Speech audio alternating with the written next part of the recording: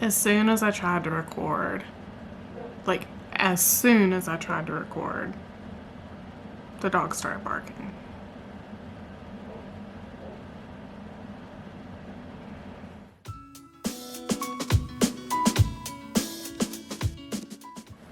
Hey everyone, long time no see. I can't believe I'm even making a video, but it is 2022. I have not posted anything in probably a year, or at least getting close to a year, and I am so ready to be back. So for those of you who don't know, my name is Alyssa and I'm the owner of Jill of All Trades, and I am a resin artist. I do tumblers, keychains, I do all kinds of stuff, and that is what I want this channel to show. That is what I want this channel to be, is just having fun with art supplies and different projects and different skill sets.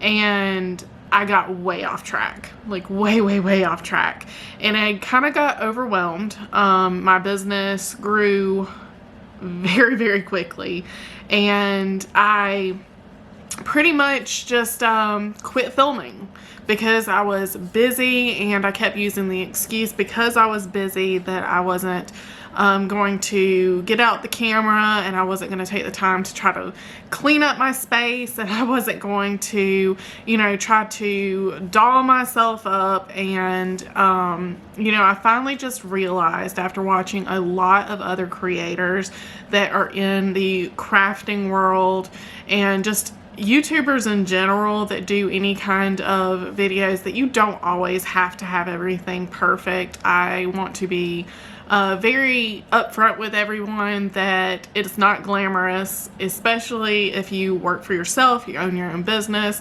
99% of the time behind the scenes we look like a hot mess, and that is okay because it's working however you're comfortable. So with that being said, today I didn't even bother. Like, everything is a mess, but it is what it is. This is the life of a crafter.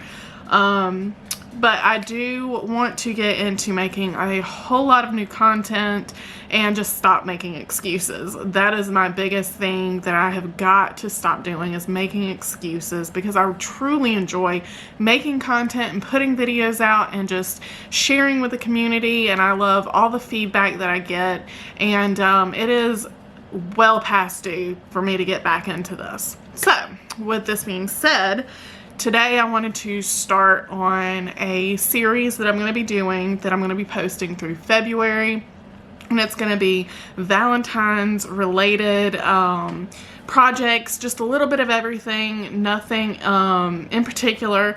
I just honestly, I don't even have it all planned out yet. I have a few projects that I've already started on, and I have a couple of videos I've already started on filming. But with that being said, there is a lot of prep that has to go into creating a lot of these items. So I wanted to address something that I was about to do, again, behind the scenes, wasn't even thinking about pulling out the camera. But it's something that I'm sure that anybody who works with resin can relate to, and that is dirty molds. I have a couple of silicone molds here. I'm going to be working on a Valentine's Day topper, and I want to get ready to film that portion of the video, and I realized that all of my molds that I need are dirty. So I figured, why not make a video? This could be helpful information for somebody else, and I'm going to try a couple of different methods, because I do have a way that I clean these, but we're going to try a couple of different things that I have not tried before, and we'll just kind of see how it goes. I may end up discovering a completely new method that I have not tried before that I actually like better. So anyway, let's go ahead and get into this. Alright, so we've switched to this other view here. This is not the same camera. This is actually my phone. Video quality is probably going to be very different. Lighting's going to be very different, but we're working with what we have. So I've got my two molds here, and both of them are very dirty. And normally I clean them with painter's tape. This seems to work absolutely wonderfully. And I just take a little loop of it, stick it around my finger and pick up the glitter. You can already see how much glitter that's picked up, and you can even roll it kind of like a lint roller, which you can use those as well. Any kind of sticky surface, you know, obviously common sense, it'll work. But I've been using the painter's tape for a while now to clean all of my molds and to clean like all of my silicone mixing cups and all of that. So I know that the painter's tape works well. But I wanted to try today masking tape, which is pretty similar to painter's tape, but just a little stickier. And then I wanted to try packing tape, because with painter's tape and masking tape, I mean, those are things that are very inexpensive, but I don't always have these on hand. I try to keep at least one of the two on hand at all times, but you know, you don't always have it on hand. But with my business being online, I always have shipping tape, like the packaging tape. So I wanted to try and see how well this works. So I'm going to cut this strip and make it into a loop. And we're going to kind of test out and see how well this works. All right. I'm going to try on the bottom of this one first. As you can see, it is covered in glitter. And yeah, okay, so then we've got our packing tape, and look at that.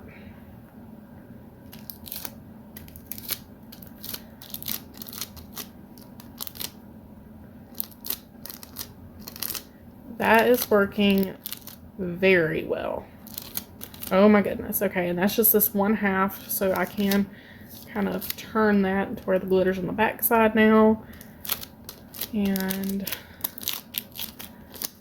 wow, look at that. And the glitter is on the tape. That works surprisingly well. And it's a large, wide strip. So I'm covering a wider area. And I'm kind of seeing now like how quickly would this get filled with glitter to where it's no longer picking up. This one's not picking up quite as well, but still, for this one strip of tape, I've just about cleaned off the back side of both of these molds. That is really cool. Okay. All right, so I'm gonna go grab a couple more of these dirty molds because I want to have the back side to test out on as well. And we're gonna try out the masking tape. Okay. All right, so I've got a few more molds here. Hopefully I'm not casting too much of a shadow. I see my shadows. And we're gonna try this out. This is, as you can see from the Dollar General, this stuff's super cheap. And I'm going to tear off a strip just like I did with the print or the packing tape. And let's see how well this works. Wow. This is such an easy way to get glitter off of your molds, especially if the next project you plan on doing does not contain glitter and you need to make sure you've got each and every little piece of glitter off of the mold. This is a great way to do it. And obviously this is not perfect. I still see a few little pieces, but I mean, this is within seconds getting these pretty clean. All right. And then I want to do one of the backs with the painter's tape as well. I know I already tried it a little bit, but we're going to just give it another fair go. This is a much smaller piece of tape, so I know it's going to take a little longer to cover the area, but I just kind of wanted to see if I have a favorite between the three or if they all work roughly about the same. I'm just kind of rolling this back and forth so that I can expose some of the stickier areas of the tape. Okay, wow. So actually, even though this is a smaller piece, I'm noticing some of the glitter on the tape here is transferring back onto the silicone. So this is, I'm really glad I did this, because this is now showing me that the method I've been using with painter's tape actually does not seem to be working quite as well as the other two, because it's not as sticky. I'm glad I did this. Okay, so that was this piece of painter's tape, and it did not remove all of the glitter. But this masking tape, oh my goodness. Oh, well, that just went flying across the room. All right, let me see if I can get another piece off here. Am I the only one that ends up tearing tape like this? Like, I hate when that happens. Okay, so now that I've kind of tore off that really jaggedy edge, get rid of that. Okay, so let's try this again. We've got this one here. Actually, I'm going to do this side, because this side's got a proper edge on it. I'm just going to kind of... That is so good. It is so good. And this stuff is cheap. It's like $2 for a big roll. So if you kept a roll of masking tape around just for cleaning your mold, it would last you forever. And it is so easy. Oh my goodness. So now I've got the side that I haven't used yet, and I'm just kind of going around picking up all the big pieces, and then I'll get a fresh piece to kind of pick up some of the little small pieces that are getting left behind. I mean, wow. So I mean, definitely have changed my mind on my method today. I'm so glad I did this, because this is working. See, there's some little bitty pieces, but all the big stuff is on the tape. And I know that I could keep my molds a lot cleaner if I would just mix my glitter into my resin, but usually when I'm pouring these, I'm pouring about 10 at a time, and they're almost all different colors.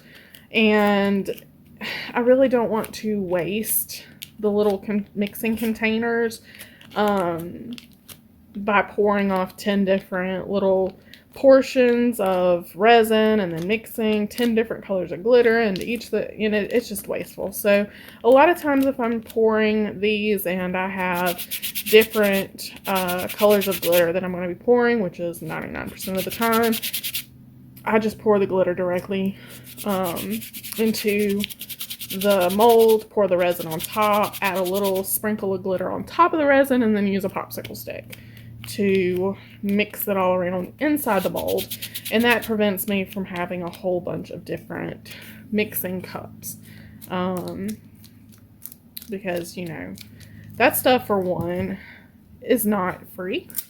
And two, it is not eco-friendly at all. To constantly be so wasteful.